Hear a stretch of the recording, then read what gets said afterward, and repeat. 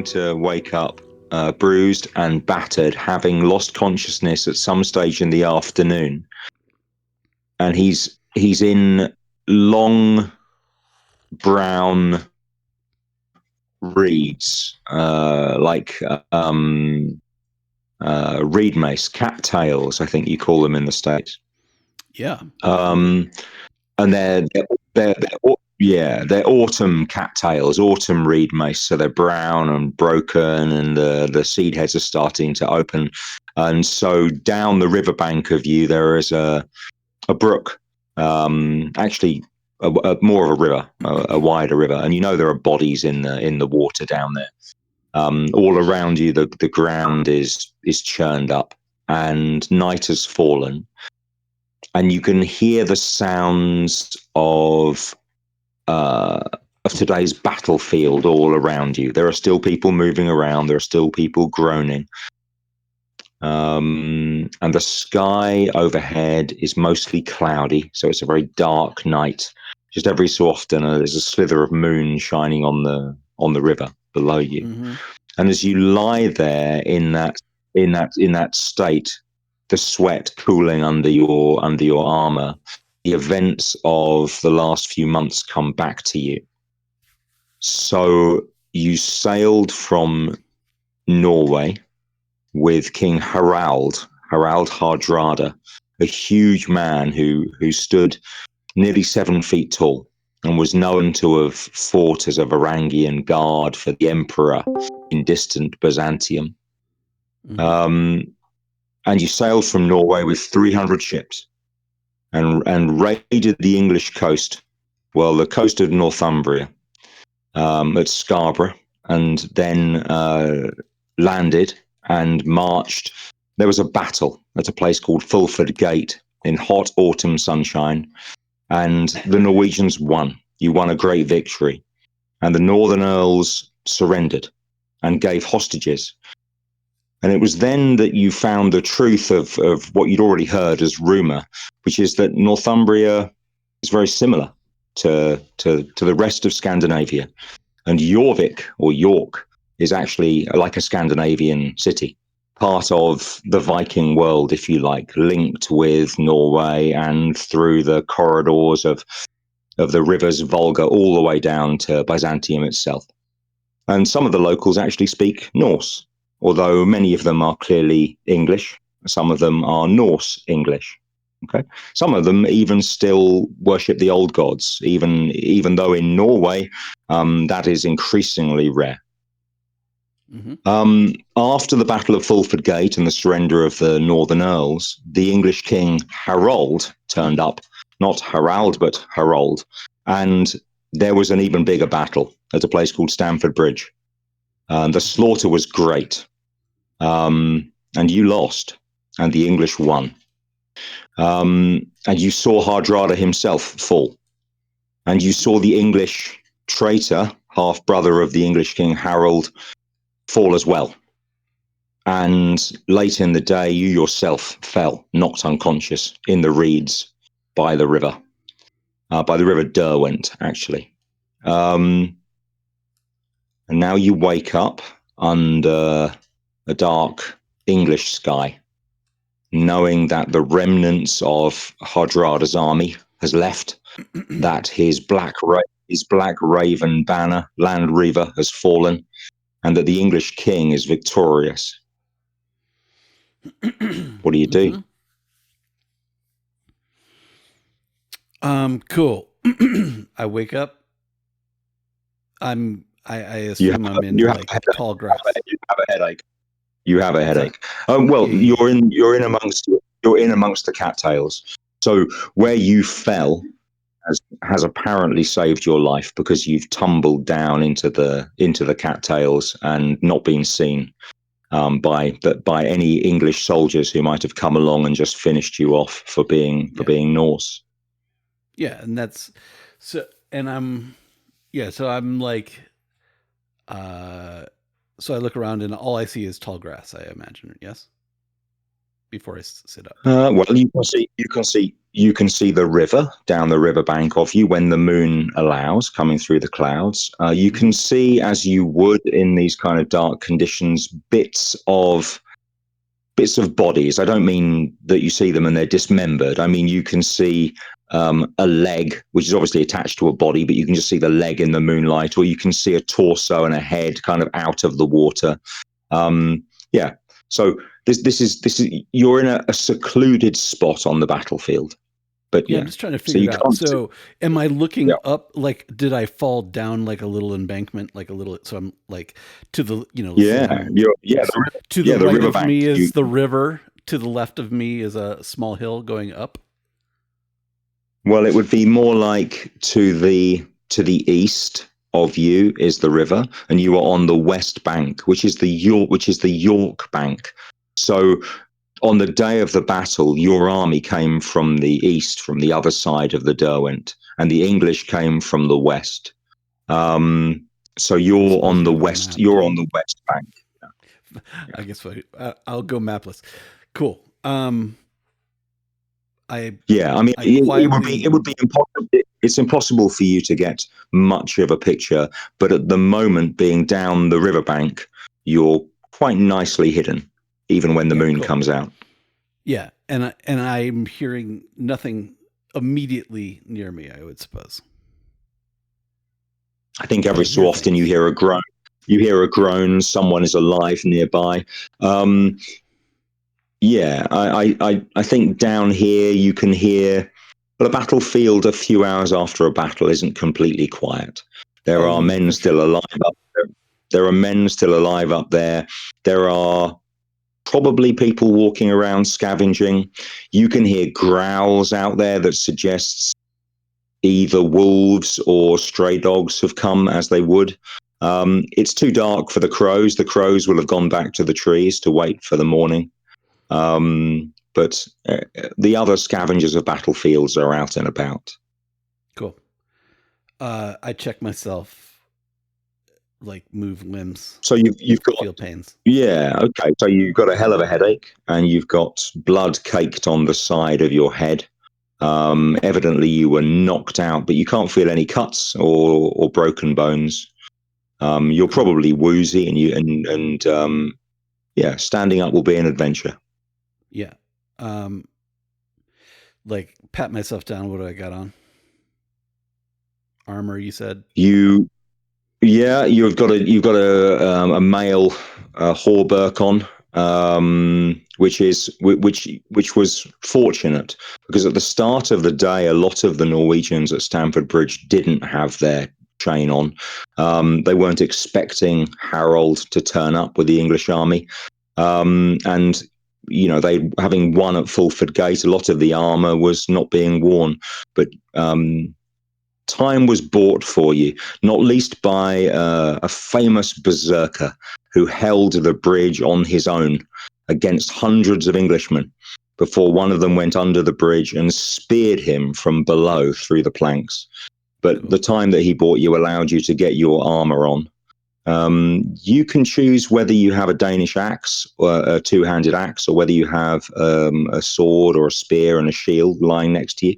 However you like to have been armed on the day. I have a sword. Okay. So there's a round shield lying there as well, which is yours. You evidently fell into the reeds fully equipped in that regard, at least. Okay. I would be wanting to get this armor off immediately if I can. Yeah, it's very easy to take it off. This is the most expensive thing, not just the most expensive thing you've ever owned, but the most expensive thing you can imagine owning, short of coming into possession of a chest of English silver. This is an extraordinary thing, this hauberk. Hundreds of hours of work have gone into it, and not just that, but you are a warrior. Yeah. So this is no small thing to take it off. No, I'm with you. It's just, well, correct me if I'm wrong. Like, I'm like, I know I lost. I got to get the fuck out of here. If I'm running around with armor, who runs around with armor that is obviously not of, the I assume that it is, because I have no idea what a halberd is, that it is some special armor that would give me away from Norway. No, the English would wear mail that looks very similar. A hauberk is just like, imagine a long jacket made of chain that covers your upper arms as well. Very heavy. Huge amounts of work have gone into making it. And it, in fact, because it lays over rather heavy cloth, it's really good protection. Even if a sword point finds its way kind of between those rings, the sword itself gets trapped, and you only get mildly kind of pricked instead of run through. Yeah. So here's the thing: what is likely to have happened. What you would have done probably if you were awake at the time is headed back to the coast where those 300 ships are moored. Yeah. And that's probably where an awful lot of your comrades in arms, well, as many as survived, went. But yeah, presently, anyone you meet out there on the battlefield is not likely to respond very well to a Norwegian. On the other hand, you don't look particularly, any more Norwegian than the Anglo-Danes or the English Norse who you fought at Fulford Gate. Yeah. Would I think that getting out of the armor would A, make me lighter, B, make me less suspicious? Or would I think, if you're planning all the protection I need? So yeah, I guess it depends on what your plan is. If your plan is to try to join a supposed force that's in retreat towards the sea, then you would probably think, well, I'd better keep my stuff with me. If you think that ship has sailed, so to speak, and you want to hide or escape or move quickly, then taking this armor off makes sense. So a lot, it's contingent upon your decision, what you want to do, how you figure Jens will best survive, right? Mm-hmm. Yeah, Jens thinks, don't know how long I've been out. This shit is heavy. Yes, and it's noisy. It's difficult to tell. Yeah, yes, it does. It does sound like a male hauberk when you move in it. It's really difficult to tell the time, right? Because you can't even see the stars. Yeah. So. Yeah, and so need a longboat.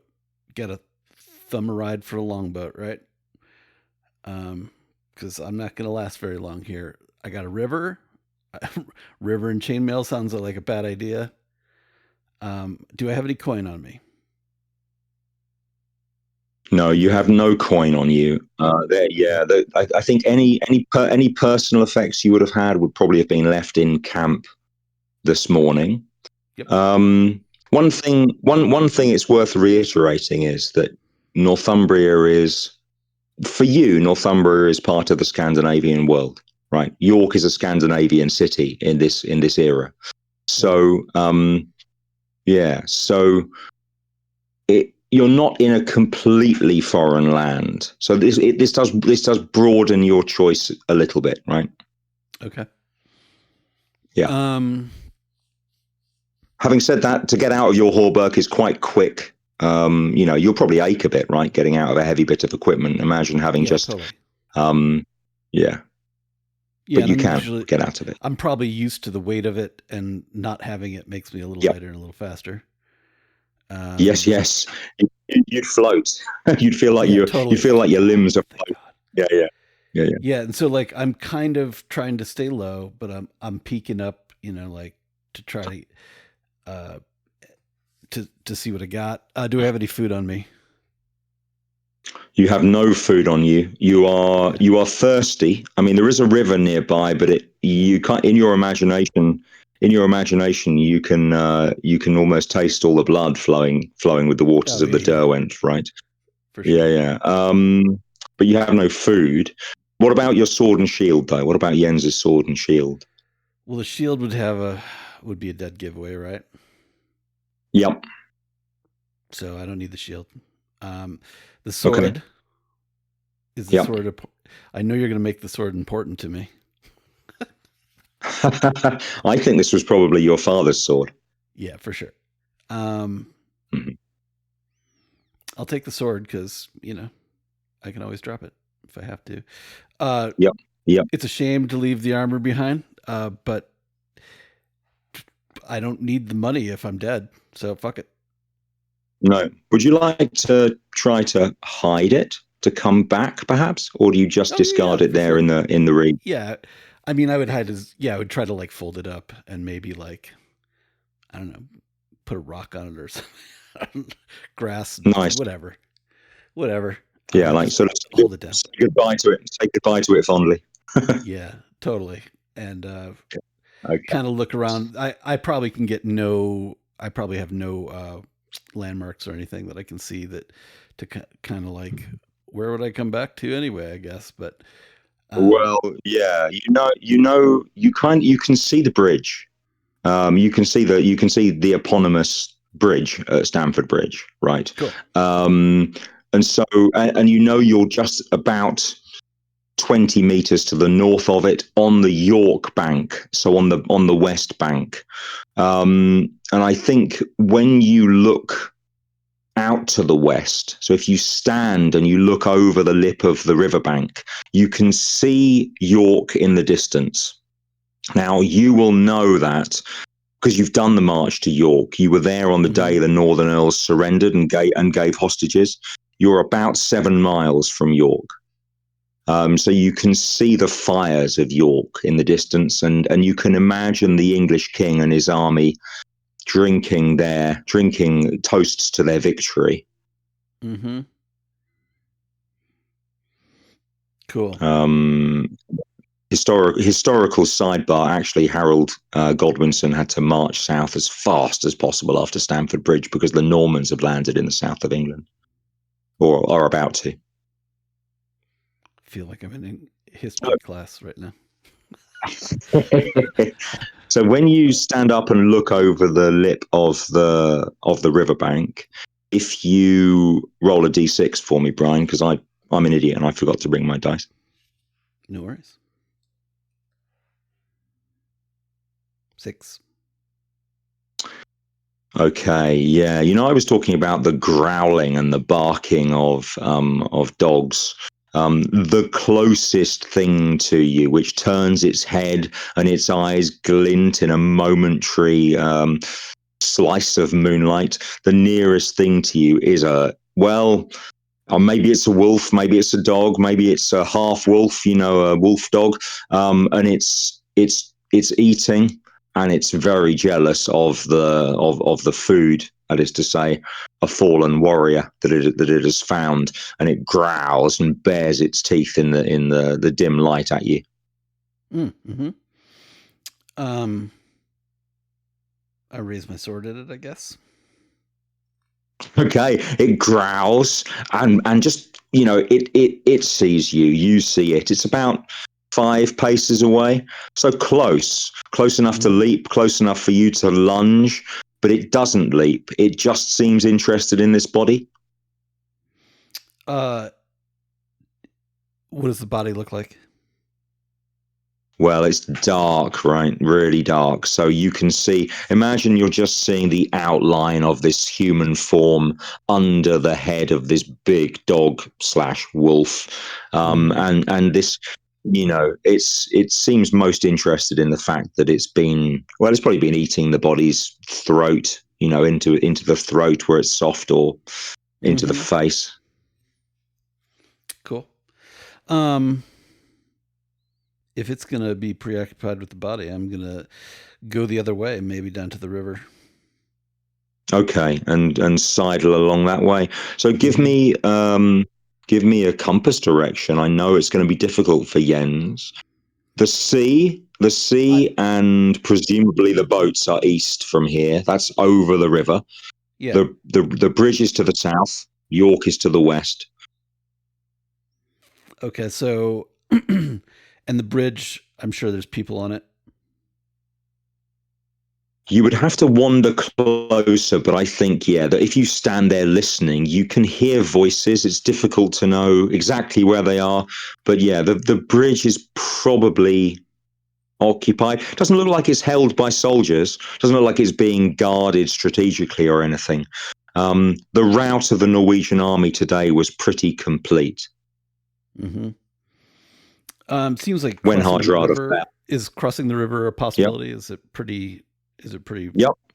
Is it? So you are end of September in Yorkshire, in Northumbria. It's not a dry climate, and the river is it's not winter high, but it would be a difficult crossing, and you'd be cold. I'm not. You can definitely do it. Men did it during the battle, but it wasn't easy, and it's dark now and colder, and there's a lot of water in that river, so it's up to you. I mean, if I would think that I would want to get the boats are across the river, yes. So the sea is quite a long way. What you did when you arrived was you raided Scarborough, and then the ships landed at a place called Rickle, which is down sort of at the mouth of the Ouse. So if York is 7 miles away, the boats are probably a good 25, 30 miles away. Okay. Yeah. So but definitely over the river. In theory, you think you probably could stay on the west bank and walk down the Derwent towards the south, but as you did that, of course, it would get wider and more difficult to cross. Mm-hmm. I think I want to check out the bridge a little and see just like where, like I feel like I've probably been in wars before. I might get a sense of where we're at in the cleanup or whatever. If I see people, if I see guards. Yeah. Okay. Cool. Well, give me another D6 as you approach and look. There's very little danger of you being seen down here, on the riverbank. So you can get up and have a. You can get up and have a look. What did you roll? I assume we're playing named. I assume, right? We are, but this isn't a D6 check. It's just a D6 on a table. 5. Okay, cool. So I said there weren't soldiers holding the bridge. In fact, when you first look up there now, there's no one on the bridge. But then you see, there's no one on the bridge, and you think, wow, I could cross on the bridge. But if you're going to do that, you're going to have to wait, because there's a band of men now crossing the bridge, and they are coming from the York side, from the east side, and going over to the west side. You can hear them talking. They are Englishmen. They talk with that Northumbrian accent that reminds you a little bit of home, but they're speaking in what we would call Old English instead of Old Norse, right? And they're talking amongst one another. They look like men set on revenge, in fact. There's an ugly mood about the 6 of them. They are armored and armed, and they are looking for survivors lying on the battlefield to finish off mercilessly. Perhaps you can imagine in revenge for Fulford Gate and the surrender of their lords. Yep. So they'd love to see me. They would love to see you, but they're going in the direction that you're thinking of crossing. So as they stamp across the bridge, it takes them a minute maybe to get across the bridge, because they're looking at bodies on the way. And I think you think maybe they're looking for that berserker who held the bridge alone first thing, but they can't find it. They can't find him. And maybe they were going to chop his head off or something, but they can't find him, and they carry on in the dark out onto the field on the west bank of the bridge. Cool. Did I catch anything? So like anything you were describing what I was probably overhearing. Did I overhear anything else? Because I'd probably be intently listening. Well, I don't know that Jens. I don't know whether Jens speaks English or not. So if you'd like a role named style, have a role, and we can try and establish whether Jens understands any English or not. Nope, 6. If Jens has ever been to Northumbria before or to these shores before, he didn't pick up any English. Yep. unless you, yeah, I mean, obviously, yeah, in normal style, you can buy a reroll if you like, right? Yeah, I mean, you are insightful. I mean, there's that. Yeah, I feel like that's fun. Okay. That tells me he sees his place as not really, not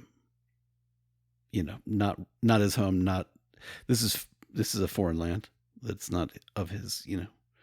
His are you going to stick with that? You're going to stick with that result, Brian? You're going to stick with the two skulls? I mean, yeah. Yeah, I think so. Like to me, it's just more like it doesn't really matter to me if he knows the language or not. It might be helpful, but like I'm not playing to win. I'm just like, but I do think it means that like he's not down with being here, right? Like, okay, yeah. It reinforces that sense of being a stranger in a strange land. Yeah, because he's probably just from the tarot card thing I pulled. He's a social guy, and would have picked up the language if he gave a shit, probably. But he probably, he might not dig them at all. Maybe he's never come. Maybe he's never come this way before, right? Yeah, the Viking world is the Viking world is a big world, right? There's no reason why he would have come to the shores of Northumbria before. So, do you cross the bridge after them, trying not to be seen, and then head west, or do you have another plan? I think I do. Unless there's I don't see a way to cross under the bridge. I assume it's I mean, you probably could in an acrobatic sort of way or in an athletic sort of way. Just the story of the berserker being speared from below suggests there's a way across below the bridge. It may be on the structure of the bridge if you'd like to do that. But I'd like to take a look. Yeah. Okay. I mean, I think you can see the way the English spearman came earlier before he took the berserker out. There's a way to kind of scramble your way across on the timbers of the underbridge. Yeah. That's what I was thinking. Cool. I'm going to do that. Nice. Okay. So you don't have your armor on. It's dark, but you manage to do it with no more than a grazed knee and a knocked elbow, and you arrive on the western bank. Do I see the body underneath of the berserker under here by chance? There are bodies down here, but it's even darker down here. He fell on top, right? So if he's around, he's up there somewhere, and he's probably under a pile of bodies. I think you would have seen that he accumulated quite a pile of bodies around him when he was holding the bridge alone. So in the morning you might be able to find him, but now it's a real berserker in a haystack. Yeah, I'm just curious, but I'm looking for English bodies. Okay. Well, if you emerge from the underbridge a little bit, and wait for a shaft of moonlight to fall on the battlefield, I think you can see some English bodies. By the time they crossed onto this bank, they were pretty much in pursuit, right? They were winning, but there are some bodies which are definitely English bodies from their shields, even from the helmets they're wearing. You can spot the English. Yeah. Could I investigate a body or two, or is it like that? Yeah, absolutely. I mean, I would definitely pick up English shield, right? Like if that, if we thought that would give me some sort of cover, I'd be looking for money, food, and anything, and a disguise, right? Okay, so as you search across the battlefield, let's have and presumably you don't want to be spotted, or you don't. Ideally, you don't want to encounter anybody else while you're doing this. Yeah, I mean, I don't want to be seen, but like, I I would I would care less if I was seen, or like I'd be less suspicious if I had some sort of English disguise, Yeah. Okay, cool. Of some sort. I don't know. Nice. Well, I think you can pick up an English shield in fairly short order and pop an English helmet on your head if you like. I would like that. That's fine. Yeah, that's fine. You can do that. Let's roll a d6 to see who else is about whilst you're doing this. Shit, 6. This is why I hate named, because I always roll really well, but I'm not rolling well for named. Yeah, no, that wasn't a named roll. That was just a table roll. Okay, cool. You bend and you pick up the shield and you put the helmet on your head, and that bloody wolf dog has followed you over the bridge, and it seems intent upon attacking you. What do you do, motherfucker? Yeah, it's got a bad attitude. Yep, I've got a shield and a sword. I'm gonna fuck that thing up. Yeah. Nice. So it leaps. Tell me a little bit about your maneuvering. I'm going to try to use the shield to like let it fall and just try to get it right in the throat, right? Like try to get its front paws on the shield and use the shield as a way to just slide my sword right into whatever part of it I get. Okay, well, so I think because of that and because it's just leaping, which by the way probably gives it away as part dog, because wolves aren't as stupid or incautious as this. I think you're probably at -1 skull +1 sword. So take that into account and have your roll. 1. Right. Okay. So +1 sword gives you 2 swords. I think there's a loud yelp. This thing bounces off your shield. You run your sword into it, and it staggers back, badly wounded. If you know how a hurt dog will kind of flop down experimentally and then get up. It flops, it gets up, it walks a bit further away, it flops, and then it goes off into the darkness, you think probably to die. Got my shield, got my sword. I don't suppose I found any like water skins or food or coin, even better. Especially give me a d6. Yeah, I'd just be like, anybody I can get. I rolled a 6. I would just be like, cool, give me. You rolled a 6.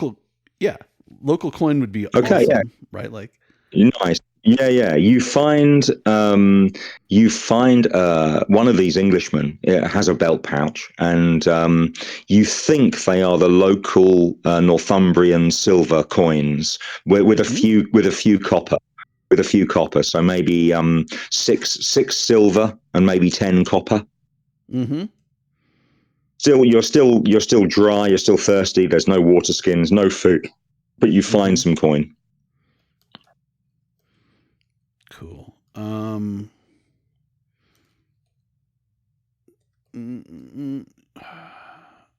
have if only I had a spear, I'd have a spear and magic helmet. Well, you can pick up spears. Spears are 10 a penny on this field at the moment. Yeah, I bet I can have. Are there any daggers or any other small weapons like a backup? If you care to search around for any longer in the darkness, I'm going to make you roll another encounter. If you just try and leave the battlefield and pick up a spear on your way, I think probably you can do that without rolling another encounter. Yeah, but do I even want a spear at this point? It's up to you. I mean, yeah, I might. I'll grab a spear. I'll sheathe the sword. Got the shield. Pick up a spear. Especially if it's I'm looking for an English spear, or whatever polearm. I don't care. Cool. Yeah, they're all spears. They're all sort of 11th century styly spears. Yeah. Yeah, I'm trying to make myself look English. He might not know what that is, but the shield should be pretty good. He's seen quite a few Englishmen close up. Yeah, cool. Yeah. Okay. So you know that probably the quickest way to where the 300 ships were moored is south and east from here. You could also follow the Derwent on this side of the river, or you could just head east, hoping to hit the coast. That's a bit further, but that would take you away from any retreating remnants of the Norwegian army or any English force following them. Well, I mean, I want to get away from the battlefield for sure. Right? Yep. The spear is probably a good deal because I'm probably not alone out here. Yep. Right? The closest town is, if I'm going east, is west, correct? It's you said York is west?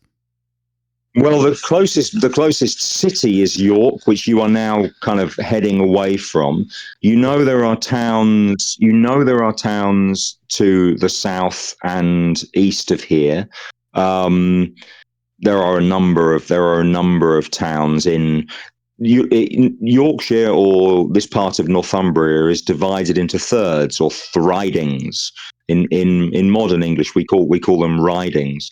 But crossing the river, you move crossing the Derwent. You're now in the East Thriding. Thriding is a Norse word for the third, 1/3 of the county. And there are a number of towns smaller than York in the East Thriding. So yeah, you could head for the nearest one is a place called Pocklington. And I may have seen that on a map, maybe not. I don't think you'll have seen a map. Probably it's more like your knowledge was hard earned on the march. I mean, seeing as I one of my names is Guide, he might have a little bit more interest, curiosity, more right. Like may have paid more attention to like. Yeah, I think I think that's fair. I think you will have listened to stories and you will have an idea where the best roads are. The obvious part is why the armies met at Stamford Bridge, because it's on the road to York. Well, Pocklington is on the road to the coast from York. So, there's you're on an important way, if you see what I mean. Yeah, but do I want to be on the road is the other question, right? Well, that's entirely up to you. You could cross country. Navigation becomes more difficult, but you are a guide. You know the stars, and you could definitely find the coast. Right? It's going to be a bit of a march, but you could definitely find the coast. Yeah, and maybe keeping, like I could keep checking my bearings against a road, and I might even be able to find a bride. Right? Like, is there anything on me that would give me away for being Norwegian? Well, as soon as you open your mouth, obviously, yes, of course. you're yeah. But otherwise, no. The chances are you're a Christian, unless you have strong feelings about being pagan. So the chances are, if you have any personal effect, it's going to be a little wooden cross or something that wouldn't give you away. Northumbrian Christian iconography is very influenced by Scandinavian styles anyway. So no, you probably look like very many of the locals. Cool. Yeah, cool. I would probably try to do the opposite of American Werewolf in London and beware the roads, stick to the moors. Okay, so the choice is: do you want to, take the long way east towards the coast, or do you want to try to cut southeast to the last place you knew those 300 ships were moored? Southeast for sure. I'd want to. Yeah. Yeah. And if there was any way to speed it up by like finding a horse or getting a ride, but that's probably not happening. Unless I could steal a horse. Okay, so give me one more d6 for leaving the battlefield. This isn't at like encounter distance. This is something or someone you will spot as you are leaving. Reroll sixes. I rolled a 2. Nice. Okay. So as you are leaving the battlefield, the scene of this terrible slaughter, you see two men, and one is an older man, thick set, and the other is a younger man who appears to be carrying a big wooden cross in front of him. And the older man is a priest. The younger man is his acolyte, and he is going across the field helping the stricken. He appears to be giving the last rites to people and doing what he can for the terribly wounded. Mm-hmm. He's an English priest. Yeah. Okay. I'm confused. So they're headed to the battlefield, yes, or they're on the battlefield? Well, yeah. So just as you're leaving the battlefield on the extreme southeast area where the fighting took place, you see them. So they aren't really going to or from. They're wandering about amongst the hours-old carnage. Mm-hmm. Cool. I don't suppose. And you catch sight of them in the moon. You catch sight of them in the moonlight. Yeah, I'm like, nice job, priest. I don't suppose the priest has a horse, does he? No, he didn't bring a horse. No. Okay. Yeah. Cool. I mean, I'm not ready to talk to anybody or anything, so cool. Yep. I'm just gonna sneak away into the dark if I can. Nice. Okay. So I think probably to find your true bearings and your direction, bearing in mind you're woozy and you've spent a good few hours unconscious, and you've not had a drink or anything to eat since this morning, which was a long, long time ago and a whole battle ago. I think I'm going to ask you for a roll to find your way in the direction that you want. Cool. 5. So that's a skull. I think if you were to stick with that, you would probably end up continually finding the road east.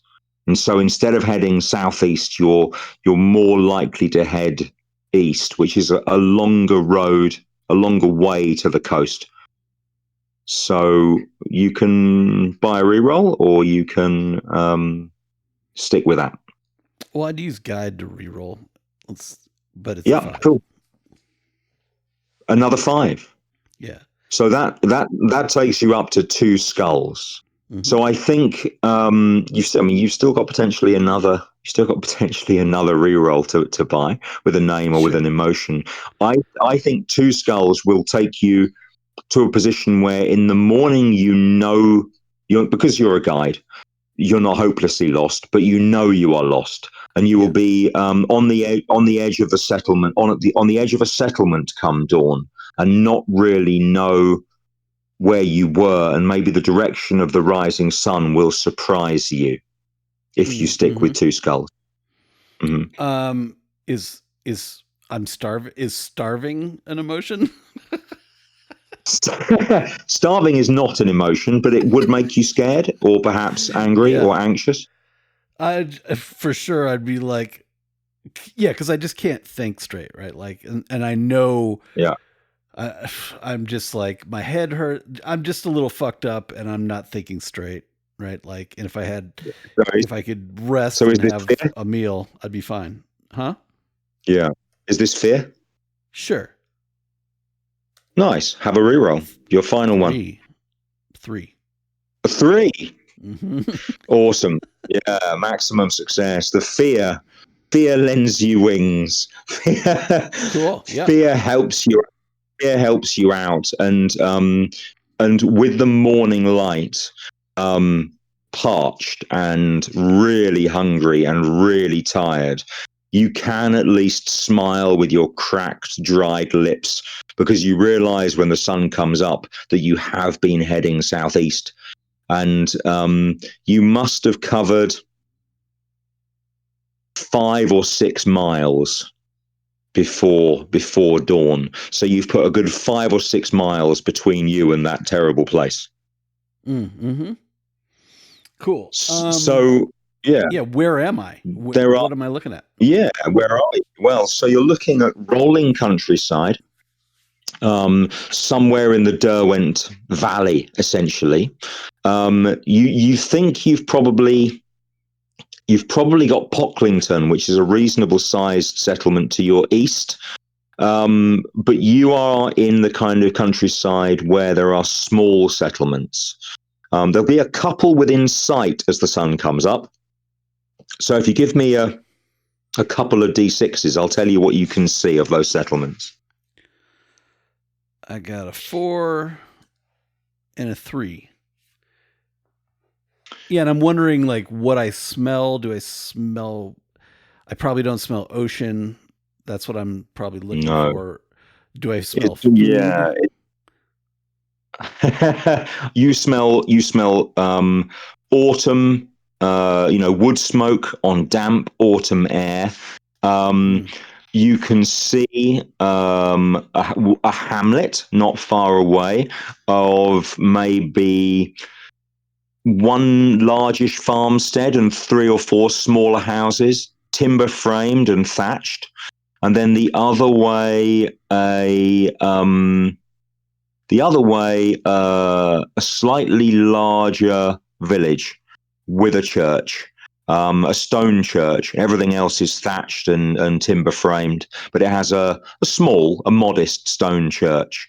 So you can smell the smoke of their fires. You're about equidistant between the two.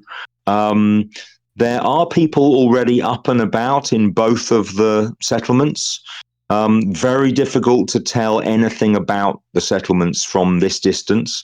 You know from the march that you took from the sea to Fulford Gate and then to Stamford Bridge and then to York, you know from the march that the people in Northumbria are mixed.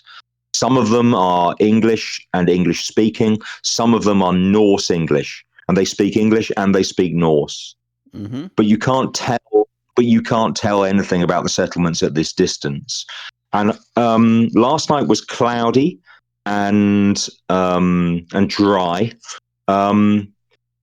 But I think we should probably have, again, I'm going to ask you to roll, Brian, because I didn't bring a die with me to the table. If you roll a hazard die and see what else the morning brings. 5. Okay, cool.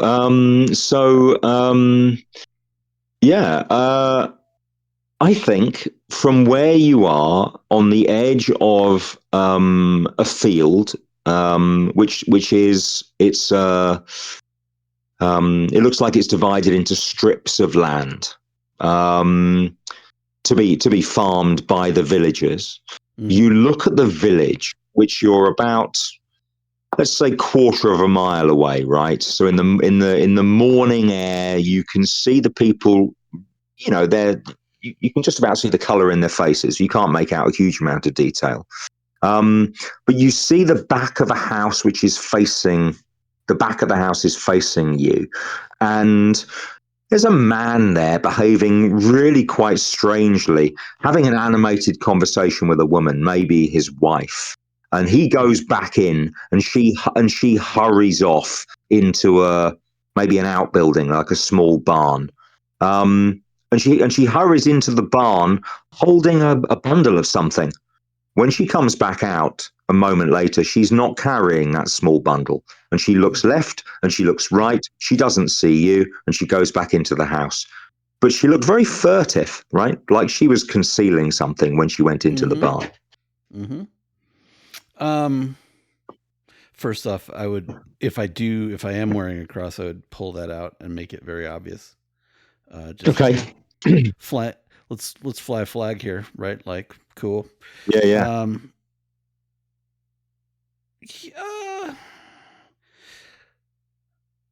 Would I check out the barn? I mean, the barn. Does it look like there might be eggs in that barn anyway? I think you can see that the villagers do have chickens, probably kept in like woven hazel hurdle enclosures. They're not just free range. Countryside is full of foxes and still wolves at this in this era. So yeah, maybe there's food in there. I mean, it's the time of year when there will be food stored because it's after harvest. Yeah, and that's really what I want. I mean, if I can grab some food, and I'm going to do it because I'm starving and thirsty. Yep. And food is better than nothing. Yeah. So you approached the barn, the door that the woman went through? Okay. I don't think anyone will. It's early enough in the morning that they're not out in the fields as yet, because you were actually traveling in the dark. So you've rocked up momentarily after dawn, and you get to the barn door, and you look into the darkness or the dim interior of the barn.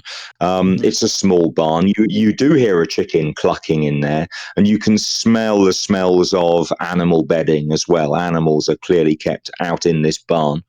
That's quite luxurious, by the way, because where you live, animals are often kept in the house with the people as a form of heating, but you look in, and there's a young man, there's a warrior sitting propped up against one of the big timber posts that's holding up the roof of the barn, and he's eating hungrily, like one of the aforementioned wolves.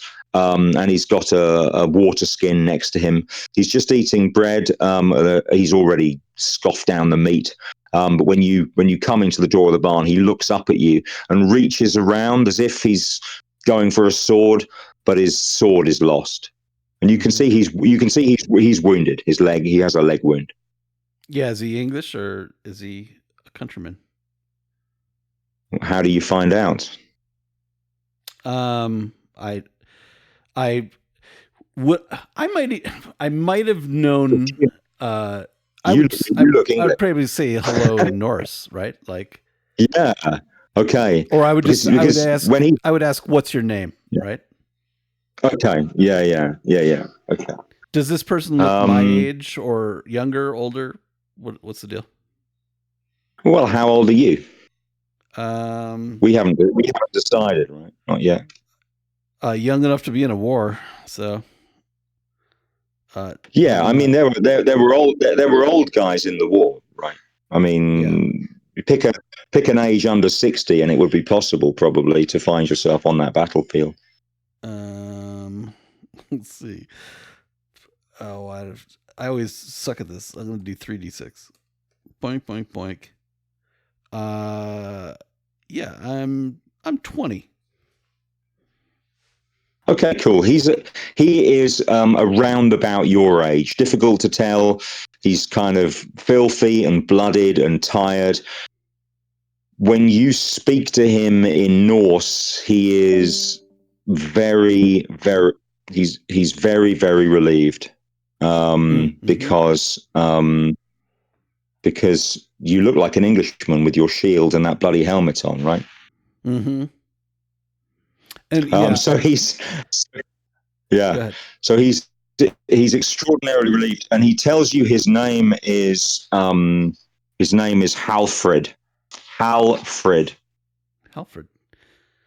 And I would take off my helmet. I'm just imagining the pointy, like, bullet shaped helmets, but that's probably not true. And no, that's about right. Yeah. And I would bounce it in my hand, and I'd say, "Not mine," but helpful. He says, I'm glad to hear your voice. It makes me pleased." And then he chews off another mouthful of bread, and then looks at the bread thoughtfully and offers it to you kind of hurriedly, and then the water skin with it. Cool. And I would say, I'm so hungry, and eat and drink it. He says, the family here are good. They have relatives at home. They have cousins in Norway. Mm-hmm. but they're still taking a risk because this village is half English. Yeah. Yeah.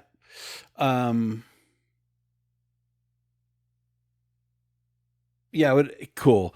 And I would ask him if he knows anything, if he's heard anything, if he knows, right? How did he get here? Just kind of like the vibe on him. Yeah. Like, so he looks a little bit, he looks a little bit shamefaced. Yeah. You can read that how you want, but you suspect that he was wounded and he fled. Yeah. Yeah. That's probably not that doesn't go over big in the Norse community, I would think. I mean, it's a reality, right? And if you're his friend, you wouldn't mention it. He clearly fought, but you can tell that he's a little bit down on himself for what happened, and he kind of changes the subject and asks you for news. What of the army? What of the king? Fallen. Okay, so now he's kind of now he's and what do we do now? Are there still ships? Will they wait for us? How will we get home? And his words are tumbling over one another as they come out, of course. And while he's saying that, I'm like looking around for an egg. I would crack an egg and eat it if there's one.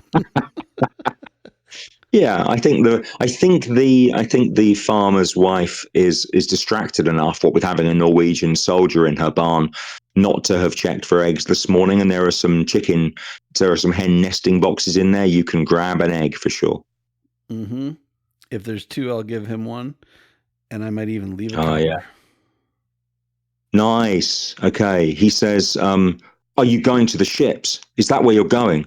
Take me with you." And of course, the camera pans down to his leg wound. Yeah. Yeah. I'm like, I don't think you could make the trip.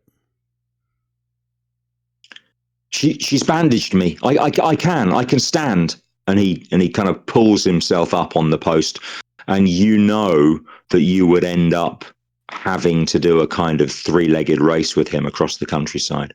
Yep. And I'd ask him if he speaks any of the English. He says, "I speak a few words." What are the words? Hi, and he says, "Water, eat, boat, coin." And he laughs, a little weak laugh, because he's standing now and the effort is telling, and he says, "Woman, pretty woman." Mm-hmm. I think you'd be just better. The vital. The vital foreign vocabulary. Yeah. And I would try to remember some of those, right? Like thinking, I'm like, and I'd probably be looking at his leg and see how bad it is. It's probably really bad, right? I mean, he looks like he'll live, but he would dramatically slow you down. Yeah. I'm not taking with me. I can't. And he's better off staying here if they'll have him. I'm like, clearly they patched him up, right? Yeah.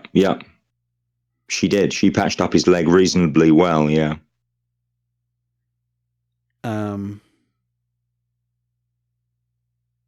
Yeah. I'm just like, because I could give him the spear, but. Yeah. Fighting obviously won't do it, but he says, "My father is called Botolf. I am Halfred Botolf's son." And he gives you Botolf's village in Norway. And he says, get word to my mother and father that I live. If you make it home, and I will try to come home when I am well. And I promise him I will. I would I would offer him the spear if he thought it was good, but I'm like, you might be better off just pretending you're a farm boy, right? Like, yeah, he looks down. He looks down at his.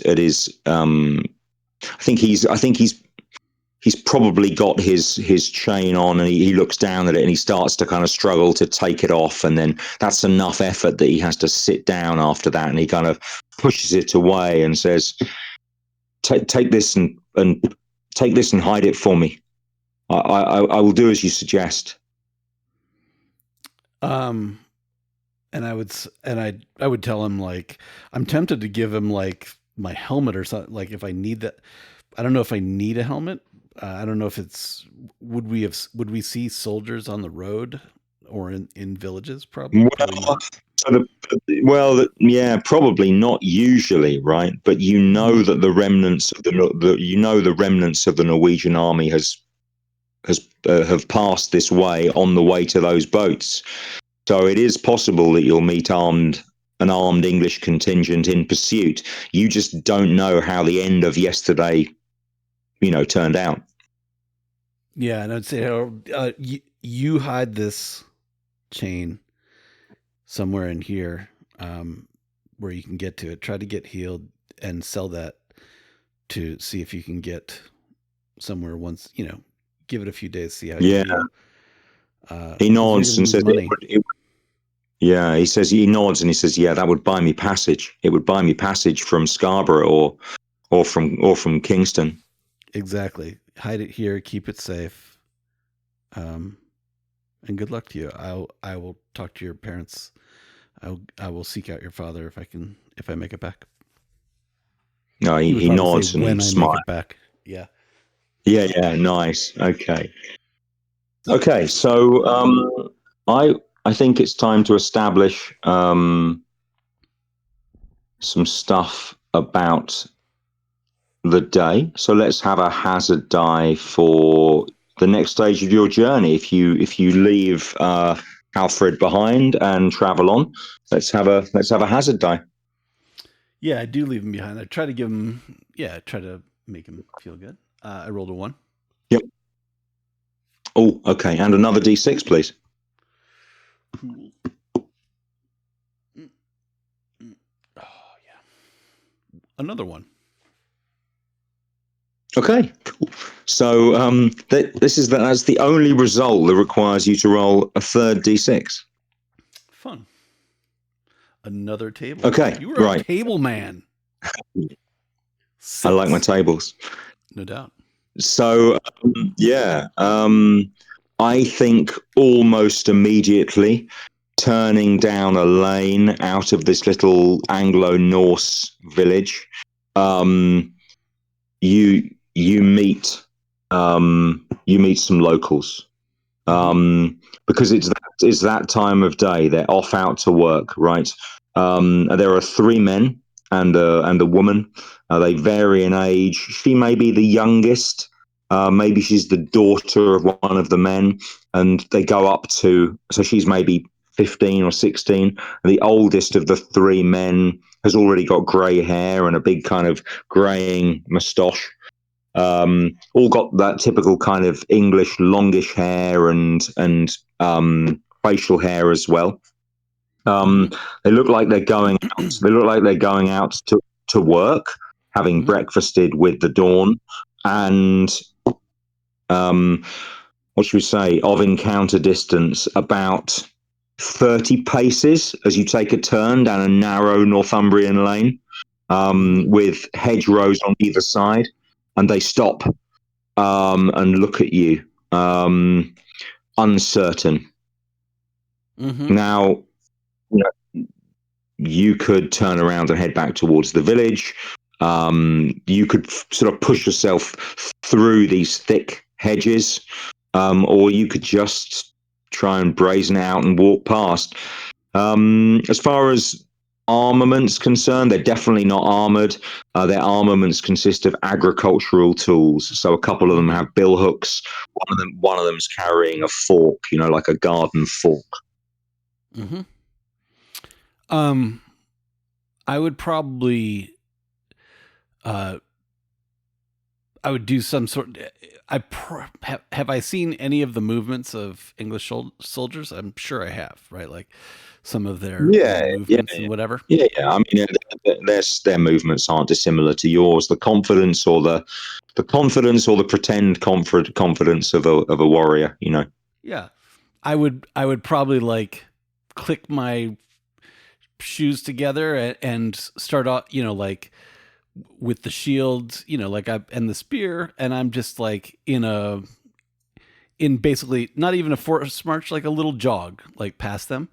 And I might even give a little, like a little, not a salute, but a hello salute, or I might even salute if I knew what that was. Yeah, just kind of. I mean, it's just sort of raising your hand and nodding would probably be. Yeah. Okay. Yeah, and I'll give them I'll give them the road. Like try to be on the other side of the road of the whatever. And as I'm passing by, I'm like, he said, "Pretty girl, pretty girl, pretty girl," and I say it as I'm walking by. I say it very quietly, "Pretty girl," and I try to walk. Nice. I just try to jog right by him.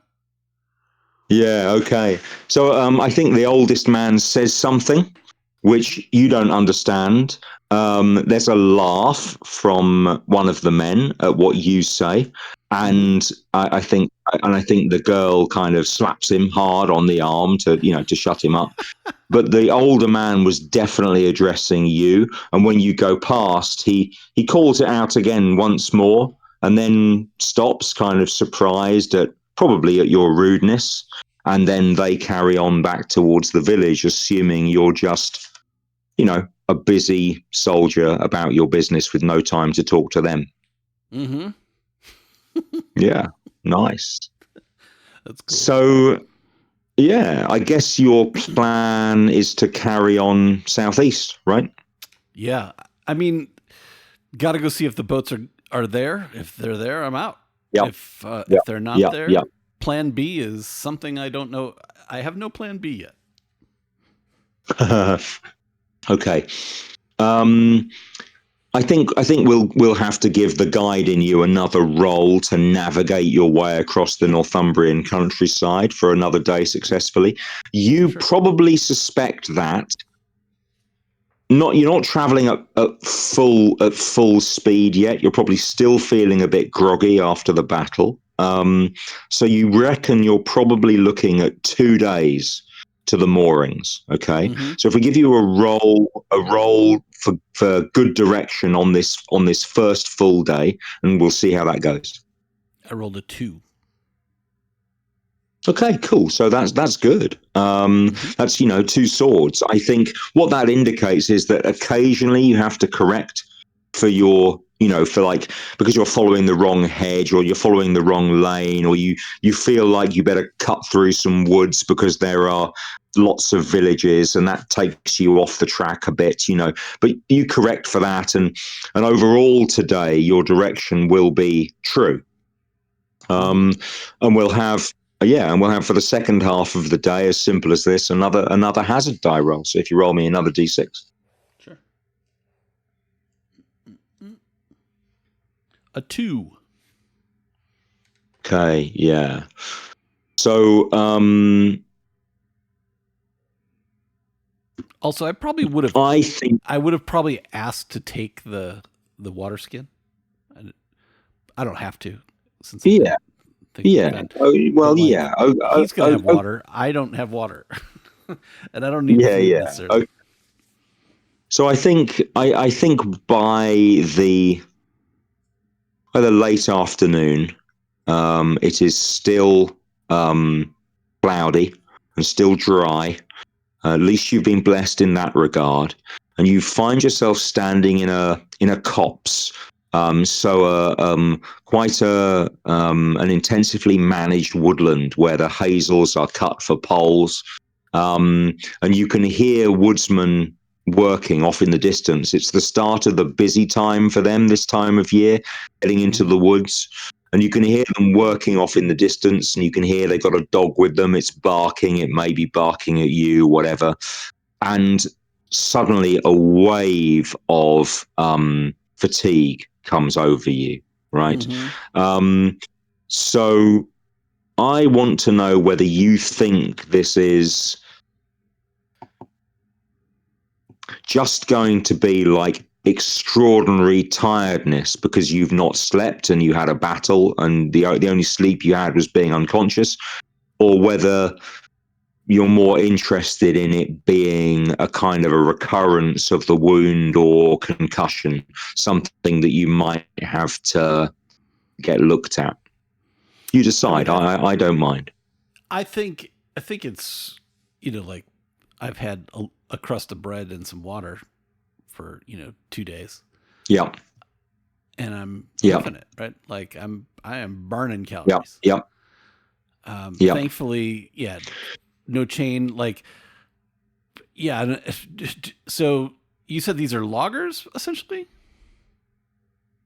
Well, yeah. I mean, they don't cut logs. They go into the woods and they cut poles. It's like they're coppicing. How was the best way to explain it to you? They're coppicing like underbrush. So they go in and they take crops of poles and sticks, which are used for all kinds of things, even building walls in kind of woven hurdles or for all kinds of crafts.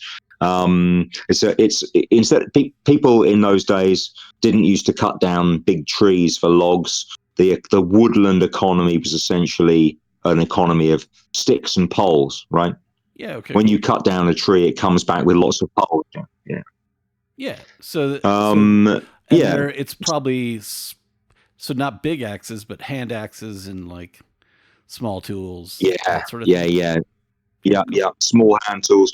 And there's probably, I think we can imagine Jens kind of looking around. It's basically hazel with oak trees amongst it. We can imagine you looking around an oak tree and seeing a gang of, I mean, there's probably 20 men working together over there, paying very little attention to you, even though their dog is persistently barking in your direction.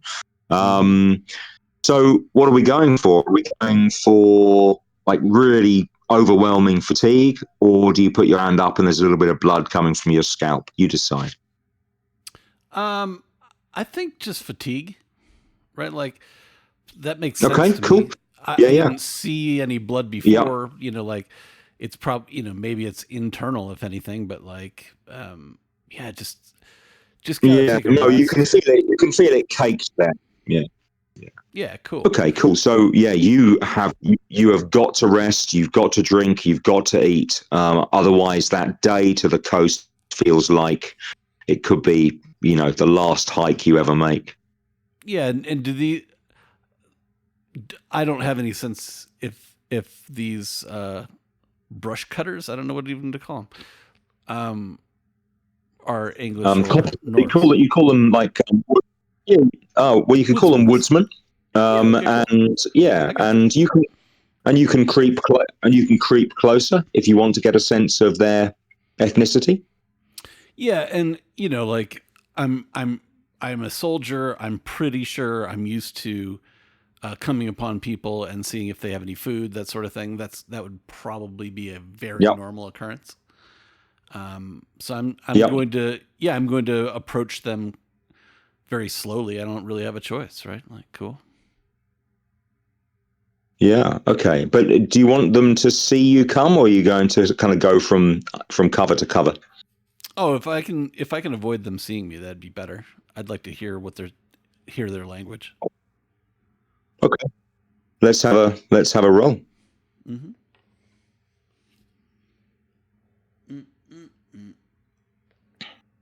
4. Devil's bargain. So you can either give me the positive or the negative, and I'll give you the other. And the more you want to succeed, or the bigger the positive you give me, the bigger the negative, or the negative you give me, the bigger the positive I'll give you. So you make your call. Or you can have a reroll. You can buy a reroll if you prefer.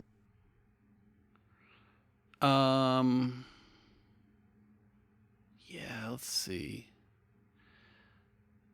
I think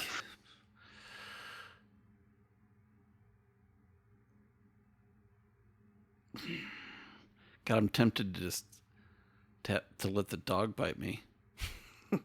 Actually, I will do that. I'm going to let the dog bite me. Nice. And not kill the dog. Nice. And be like, Okay, cool. Okay, yeah, okay, cool. So the dog's on a rope, right? Mm-hmm. And the dog pulls the rope off the hazel stump that it's over. Maybe the young lad was supposed to tie it there, and his knots aren't as good as his dad's, right? Mm-hmm. And the dog, you can imagine a big country hunting dog, right? Mm-hmm. With big chops and long ears and scruffy hair, right?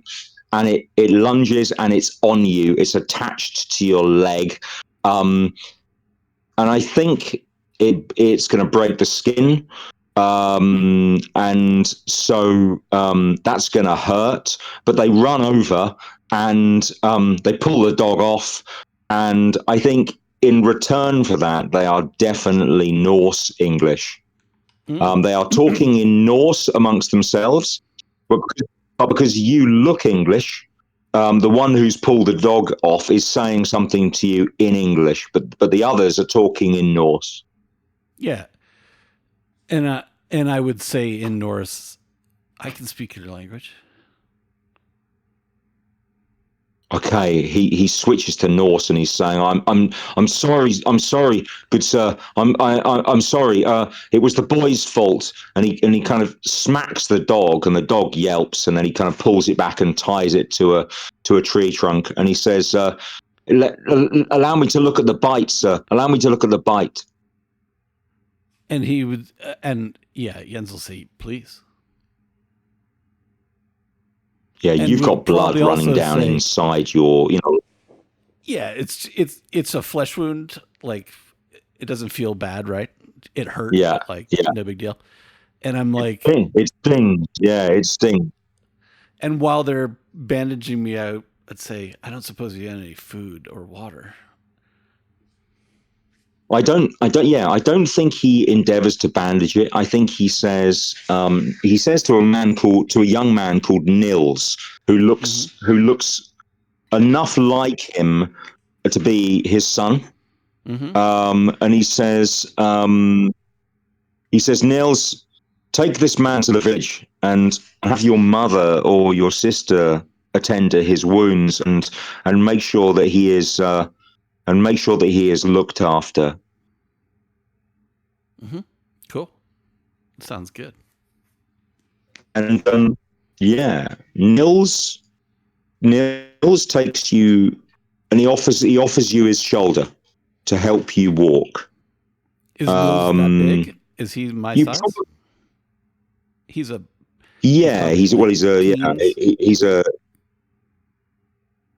he's a woodsman's son. He's a woodcutter's son, and he's quite well built. He's probably a bit shorter than you, but he's all muscle. And he offers to help you walk. You probably, you could probably do with a help. It's one of those things where that within half an hour, that shock in your calf muscle will probably have gone, and you'll be hobbling, and that'll be fine. But at the minute, the help is handy. No, I'm going to ham it up because I want help. That's why I was like, let the dog bite me, and let's see if I can get some help. That was a good move. He says to you, you see through the woods a clearing with small fields and a few animals and some small timber frame houses with thatched roofs. Mm-hmm. A modest place, right?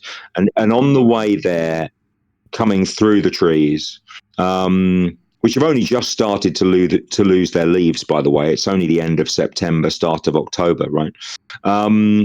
He says to you, we saw the armies marching past, and we heard that the great Norwegian king had come, Hardrada, with his raven standard. Were you at the battle? And it's the kind of questions of a young man who's probably never left these three fields and these three patches of woodland, right? For sure, I would say I was, but I've lost I'm in search for my squad. or whatever. He says, and you march with Hardrada. You are Norwegian. I am.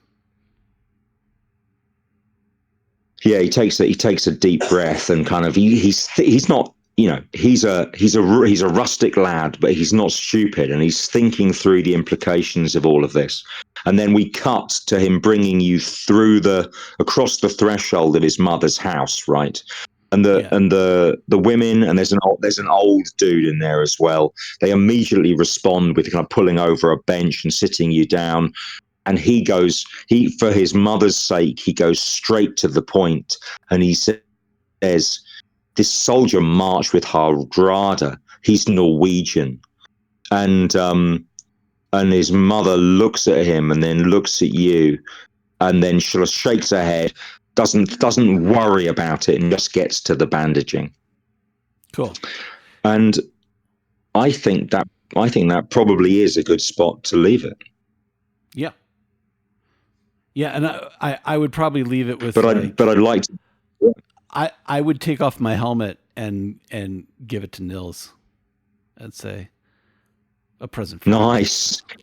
Thanks for this. He says, "Did you take this from a house carl? Did you take this from one of King Harold's men?" Yeah, and I would say yes, I did. He's thinking like, I'm probably close enough now where it's kind of 50-50 whether I want to look English or not, right? And I'm not in good shape. It's not going to help me, and it's probably worth something to the family and the kid. Yeah, well, you can imagine the future history of this helmet sitting up on the mantelpiece for 100 or 200 years, you know, until the family forgets the story that's told about its arrival, you know. So let's do some reflection. Let's do some reflections. Totally. Yeah. What did Jens get up to, and what about his names that was good, that was neutral, that didn't work, that worked, and how do you think it's going?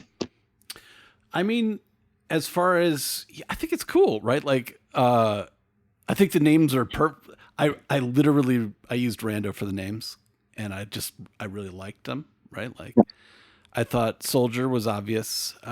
Guide, I was like, man. Paul's gonna think I was power gaming, but I wasn't. But I was like, that'll probably come in handy. And then and then when it's funny because it's the name. What is my third name? It's the insightful.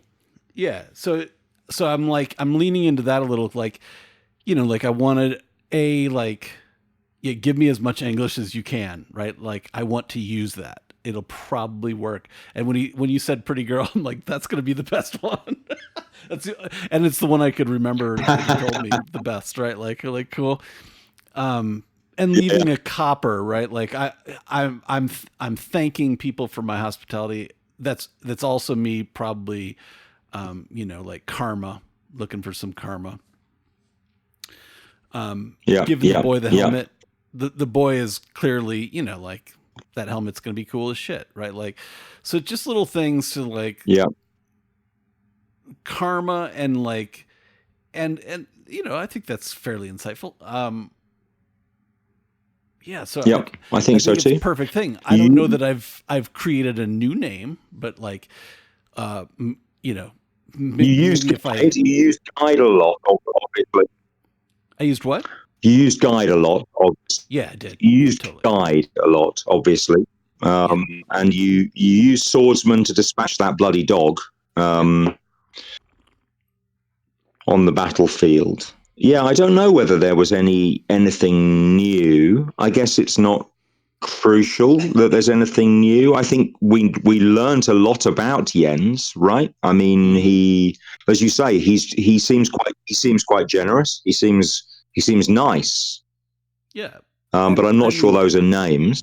No, you know, if he keeps going like this, it might turn into resourceful, like you know, or I don't know. Just using the shit that's in front of him, right? Like, and trying to everyone he meets. this was more of the tarot card. Like I was like, okay, this person's social. I can't remember what the card was, but it was like social and like the card is a party. It was definitely cups, right? So like, I've made a note. Go ahead. I've made a note with a question mark. I've made a note with a question mark for resourceful in case we think like next time that makes sense. If you don't feel like it's strong enough yet to be a name, then I've made a note for it so we remember it for next time as a possible. Yeah, it's cool. Yeah, but I think his names that he's got worked really well. Yeah, I just wanted to lean into them. Yeah, right. Like, I feel like that's that's the first session. If other shit happens, it's totally cool. But like, let's stretch out in these names a little and see if they fit. Right. If it goes another way, that's totally cool. Yeah, I'm interested to see what happens on the rest of his journey to the moorings, and we'll give him another run out next week if you like. I would like that. This was super fun. Awesome. Yeah, this is what we were talking about, right? Like this is more of the duet story where it's kind of like anything can happen, and it's more of a story in a story, right? Like it's not the story of the battle; it's the story of the after the battle, right? Like that's super interesting to me. Like fighting in the battle, that's not a duet game to me, right? Like maybe it is. No. Well, it would have been would have been difficult. But I agree. Yeah. I mean, this is these kind of stories are after the battle stories. So this is just so you know, this is loosely based on actual events, but obviously we can't know what it was like for those Norwegians who escaped the Battle of Stamford Bridge. So there are stories about Norwegians escaping the Battle of Stamford Bridge and discovering locals who spoke Norse and who were related to their relatives. Mm-hmm. Did I lose you? I lost you. You're muted. So, you hit mute. Hello. Yeah, you muted yourself. Or you were muted for a second. Did I? Yeah, I don't know. Oh, that's weird. Yeah, so these stories are historical stories, based on the experiences of actual Norwegian soldiers after the Battle of Stamford Bridge. So, but other than that, it's only a game, but it's a roughly historical game.